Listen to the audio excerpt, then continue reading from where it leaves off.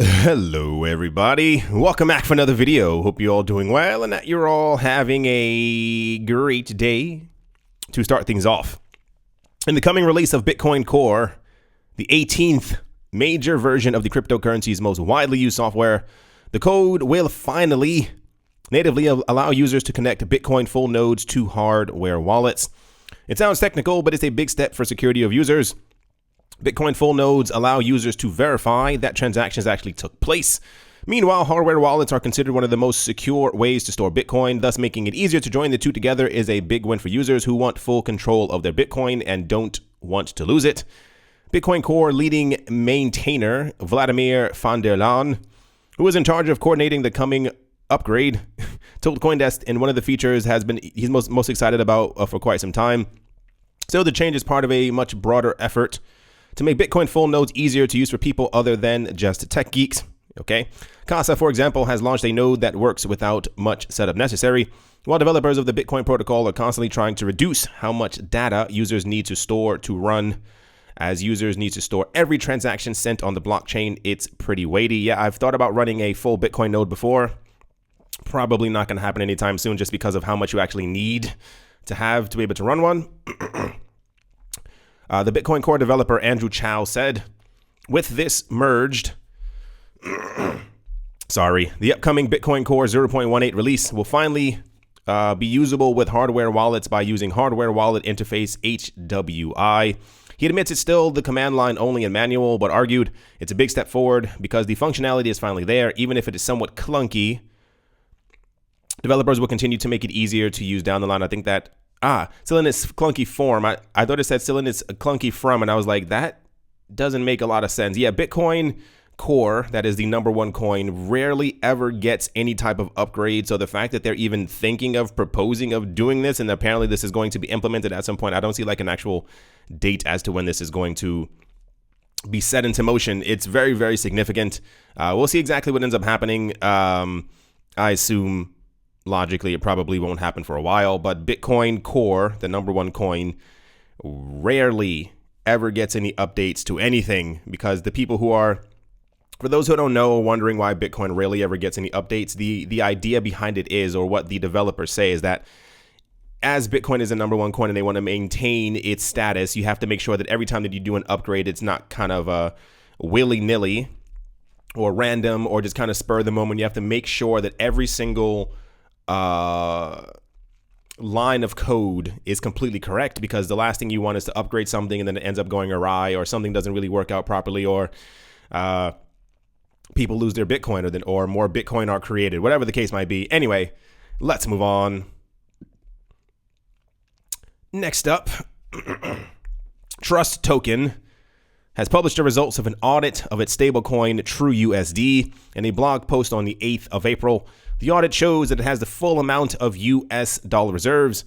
Per the independent accounts report prepared by the certified public accountant firm Cohen & Company, as of the 31st of March this year, there's no 34th of March, the US dollar balance held in escrow accounts was $199 million, with the balance of TrueUSD tokens being in circulation was $198 million.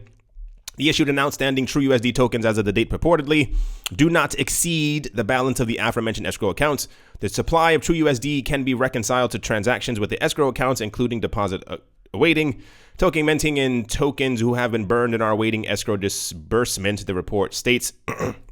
For those who don't understand the significance of this, 2018, especially 2017 as well, we had a very big issue with the stablecoin known as Tether, where people found out that they may not have been real. And we also had news a couple of weeks ago that the people from Tether apparently had another audit, or something was done, and apparently all of their Tether actually isn't backed completely by US dollars. Apparently it's backed by assets, which equate to the amount of Tether that they actually have floating around out there. The issue is that a lot of people have been scratching their head because apparently I think there's like around 2 billion Tether floating around, which means you would need around either $2 billion or 2 billion, or collectively 2 billion in assets. And a lot of people have not seen any proof of this. So this is why a lot of the other stablecoins are now going through audits to show that they do have the full US dollars, to say that they are real, because everyone is trying to, I think, rush and become the top stablecoin, because I'm pretty sure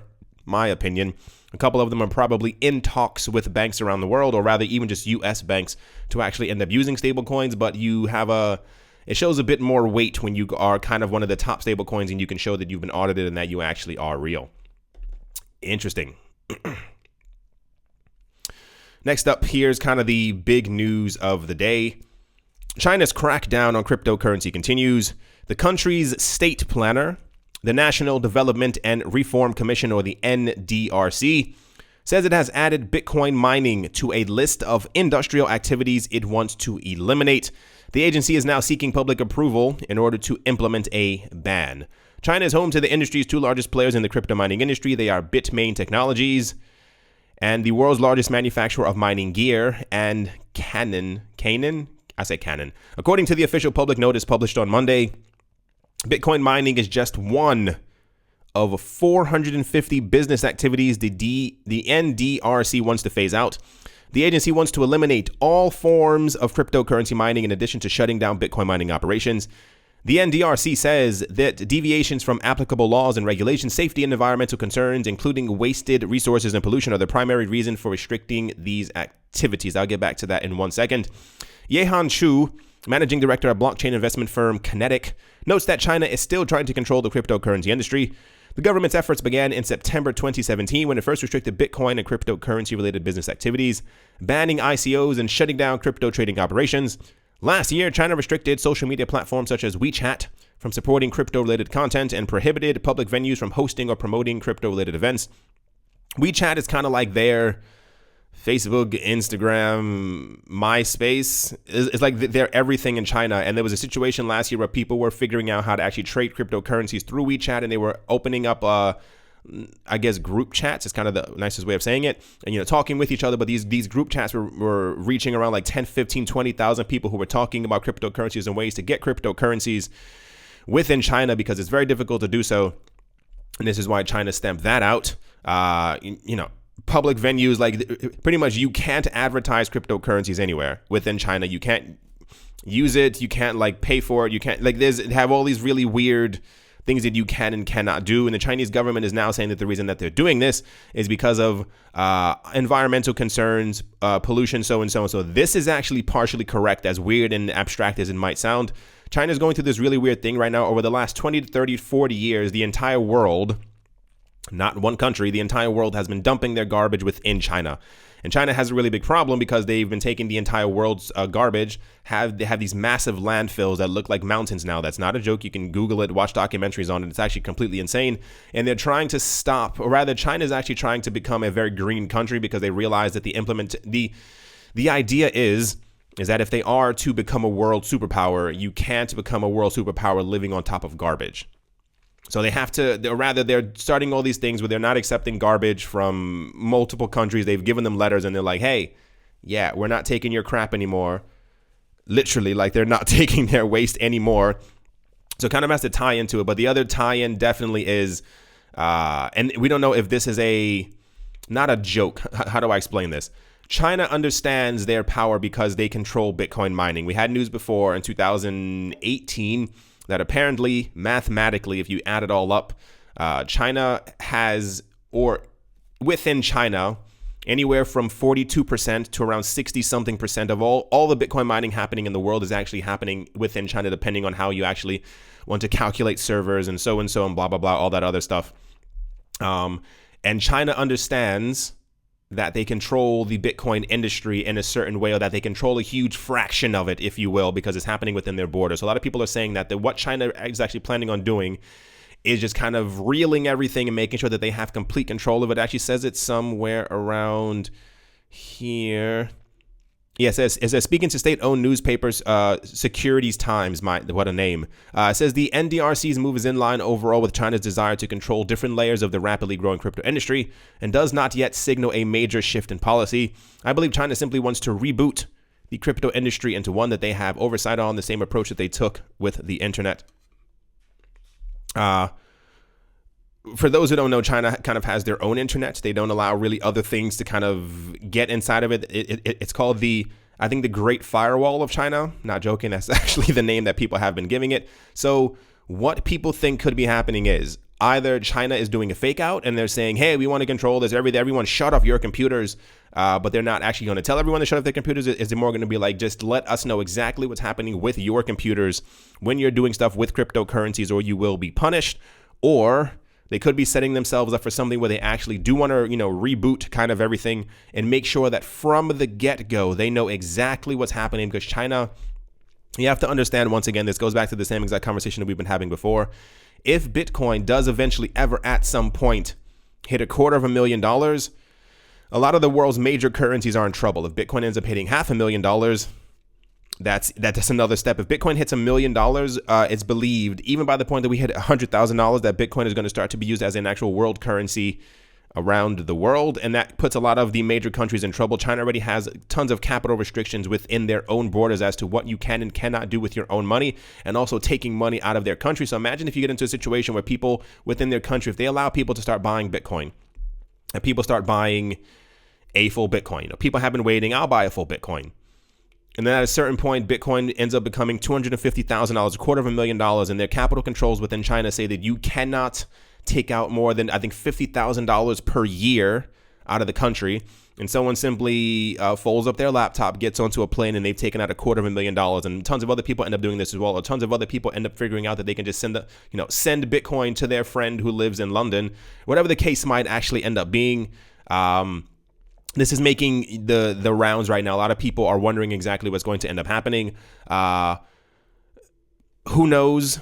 There are other efforts around the world to beef up mining efforts for Bitcoin. I mean, China is not the end all. Like, if they shut off or people are told to shut off their computers, people will turn on other computers. Like, it's not a major loss. It will put a damper on the security of the network, but you better believe there's so much money behind the scenes, whether it be in South America, Africa, North America, Europe, even other parts of Asia. If we get news or wind that China is telling, a huge portion of the cryptocurrency industry to shut off their miners, other people will come to the rescue because there's too much money to lose or at stake at this point.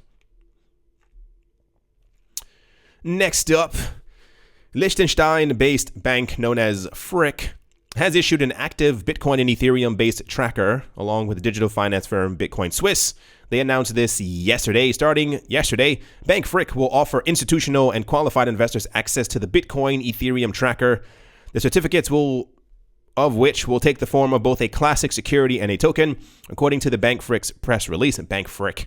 Within the new initiative, Bank Frick's acts as an issuer and will be responsible for issuing crypto certificates which target qualified investors, that means rich people, exclusively. In turn, Bitcoin Swiss acts as a crypto broker and is responsible for the execution of the Bitcoin and Ethereum transactions via global crypto exchanges. The announcement follows recent news about the appointment of the Bank Frick's head of blockchain banking as the new CEO of the Liechtenstein subsidiary of Bitcoin Swiss. On April 8th, Bank Frick revealed that his blockchain expert Mauro Gasolini will join Bitcoin Swiss as of the 1st of July to oversee the expansion of the local subsidiary. So that is, I mean, there's not really much to go into, as it's more like this is your Liechtenstein / Switzerland, maybe, Bitcoin news as far as like more banks getting into the cryptocurrency space. You usually, I tell you guys to follow the news or just follow the money. And I mean, very large, rich banks are actively pursuing getting into the cryptocurrency space. Yeah. Next up, this one's kind of weird as well. San Francisco-based cryptocurrency, and pay attention to the words. San Francisco-based crypto lending firm Dharma Labs announced that it will be launching its service to the public in a Medium post 2 days ago. As Cointelegraph reported in February, Dharma Labs has reportedly raised $7 million from big name investors, including Coinbase Ventures. Per the launch announcement, users can interact with the service with any wallet, and only Ethereum and the stablecoin known as DAI are supported for the time being. Only Ethereum and DAI, and they are being funded by Coinbase Ventures. Once again, I mean, Coinbase is just so obvious at this point. We were talking before, or rather, it's been well noted since 2018 that the people from Coinbase, while the CEO of Coinbase doesn't talk down about Bitcoin, he does and has mentioned many times before that he believes that Ethereum is going to be the winner. Not that there's anything wrong with that. I think a lot of people get confused when I mention things like this. They're like, "Oh, stop hating on Coinbase." It's like, no, it's just more like he goes onto the television, the news. He talks and pretty much boasts about Ethereum. I mean, whatever. I have my own kind of feelings about the entire situation. Anyway, the point is, he has mentioned many times before that he thinks that Ethereum is going to eventually be the number one coin, and that Ethereum is going to be the kind of the heavyweight. The service is also reportedly non-custodial, and the users remain in control of their own private keys, granting access to the assets. The post explains that this has an advantage over custodial centralized exchanges, which can sustain losses of customer funds in case of a hack, so and so and so. In the launch announcement, which refers to cryptos as magical internet money, Dharma explains that his vision is that users should be able to use cryptocurrency in their everyday life to earn interest, pay their bills, or take out loan. The post notes, while speculative investing was an important first case of the ecosystem, crypto must do more in order to reach a mass market audience. Users won't be compelled to join a new financial system if they can't access the basic financial services they currently rely on. We spoke about that before. This is why we see so many things in the cryptocurrency space trying to mimic the traditional financial world. It's simply because they won't get into crypto unless they understand exactly what's going on. They need like the very basic things. And one of the things that I've noticed over the last 2 months that's been picking up and trend a lot more. In 2017, this was a really big thing. I don't know if you remember, like Salt lending, ETH lend was also a really big thing. There's a lot of major cryptocurrency companies, and also Coinbase is also, and I'm pretty sure they're going to get into this as well. I think that'll be the final bank nail in the bank coffin. I couldn't form that sentence. Coinbase is trying to become a bank. They're trying to get banking licenses, and I think the last point of them becoming a cryptocurrency bank, or a bank in general, is the actual lending practice. And one of the things about cryptocurrencies is that they were made to try and get away from the lending practices of the former financial world, in that you have your money, they have their money. When you start building things on top of debt, it can cause a problem. Part of the interesting part of that is that cryptocurrencies aren't based on debt, and even the coins that are based on inflation, we can see mathematically exactly how many that they are. And the idea is, or that the mindset that a lot of people have in the cryptocurrency space right now, is that a lot of people, in order to try and get more people into the cryptocurrency space, is that they're going to start lending out cryptocurrencies that you have given them, i.e. as a custody service, as a service where they give you, what's it called? Where they're giving you interest on the coins that you have staked or are staking. This is why we're seeing so many other platforms talking about, yeah, you can stake your coins with us, is that you give your coins to them. And the idea is that you won't be taking your coins off of their platform, because you want your staked money by the end of the year. And during the year, as the idea also is that you won't be taking any of your money out, or all of your money out at the exact same time. Like most people aren't going to a bank at any given time and saying, I want all of my money out right now. Give me everything in cash so I can walk down the street with this. And, as the wind is blowing and all your money is kind of gone. So lending platforms in the cryptocurrency space are going to be a really big thing. We can't really get around it.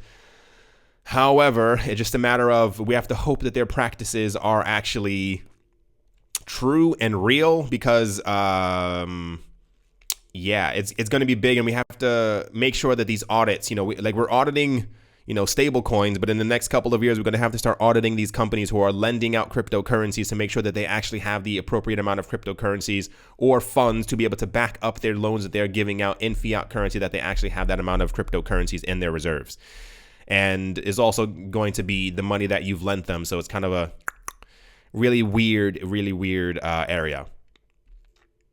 To kind of finish things off, Bitstamp, one of Europe's largest cryptocurrency exchanges, it gets very interesting very fast, is looking to expand to U.S. operations, just having been issued New York's latest virtual currency license. The New York Department of Financial Services, the NYDFS, awarded Bitstamp the 19th bit license on Tuesday, allowing the exchange to offer Bitcoin, Litecoin, Bitcoin Cash, Ether, and XRP trading pairs in the states to the state's residents. Quick side note, what's interesting to note here, first of all, the BIT license was started in 2015. That was 4 years ago. They've only awarded them to 19 different companies, and I can assure you thousands have been asking for a BIT license.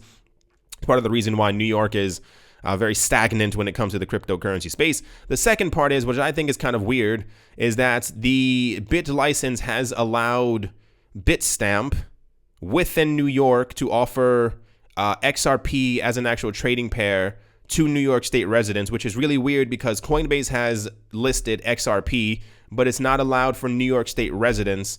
I think it's New York State residents and I think like 1 or 2 other countries. So I thought that was actually kind of weird that they kind of got the thumbs up or the get-go almost immediately to be able to list XRP. The exchange was among the first set of 22 applicants for the license.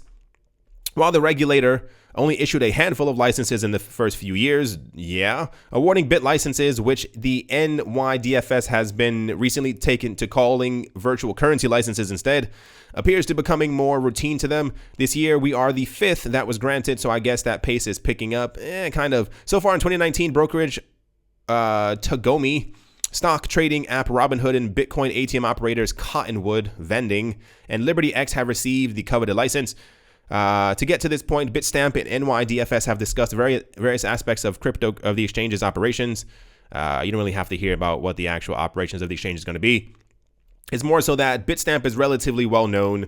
They got a BIT license, which no one ever really gets, and they have 5 cryptocurrencies on their platform that they've been allowed to use. And it's I'll just be honest, it's kind of one of those moments where I kind of want to message Coinbase and ask them why XRP. I think it's XRP, EOS. What other coins are there? I think Stellar's also restricted as well. There are about 5 or 6 different cryptocurrencies that they've just added on Coinbase's platform that are restricted for like 3 countries and also New York State residents. It's more so like a just kind of let everyone have it kind of thing, as opposed to just restricting certain people. I don't know. I have my own gripes about all of that. Anyway, I think that's definitely gonna do it for this video. I'm actually very shocked that my voice and throat were actually doing pretty okay. For some reason, I can't get over this last little phlegmy thing or whatever you kind of want to call it.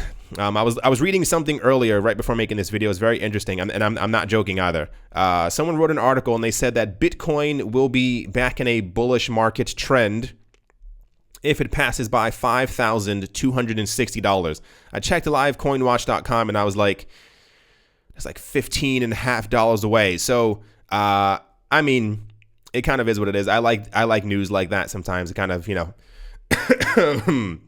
it gives me hope. No coins are going up significantly right now, except for I think Binance coin was going up. I mean, EOS is going up because I think it was just officially, just right now, put onto Coinbase Pro as far as for trading. So I guess a little bit of the Coinbase effect is kind of there. No other coin is significantly up at this point right now. All right, everyone. I hope you all enjoyed. I hope you all are having a great day, a great morning, a great afternoon, a great evening, wherever you are. Wherever in this crazy world you might be, I hope it's absolutely fan-freaking-tastic. Thank you all once again for watching and listening. I'm hoping by the end of the day, I'm not going to cross my fingers or my toes, but it would be kind of nice by the end of the day if we had like a $5,400 Bitcoin. That'd be kind of nice to see. We're also very close to $100 billion again. I think that's going to be a very significant thing. I was talking to my friend, and he says he thinks that when the entirety of the crypto market is over like 250 billion, that'll be not an indicator for the market to start moving, but it'll be like a very significant number that we've passed by, and it'll kind of get us back in the news again in a positive light.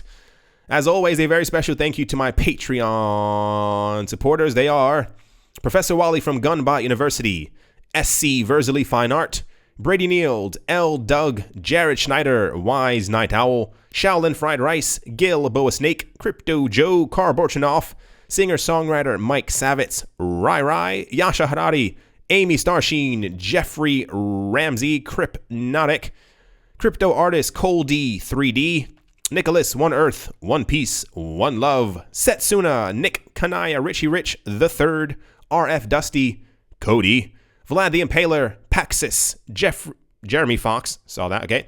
Jim Gardner, Minting Coins, Arthur Yaku, Nick Mangelavori, and Anthony Charles. Thank you all very, very much for your support. I do appreciate it very much.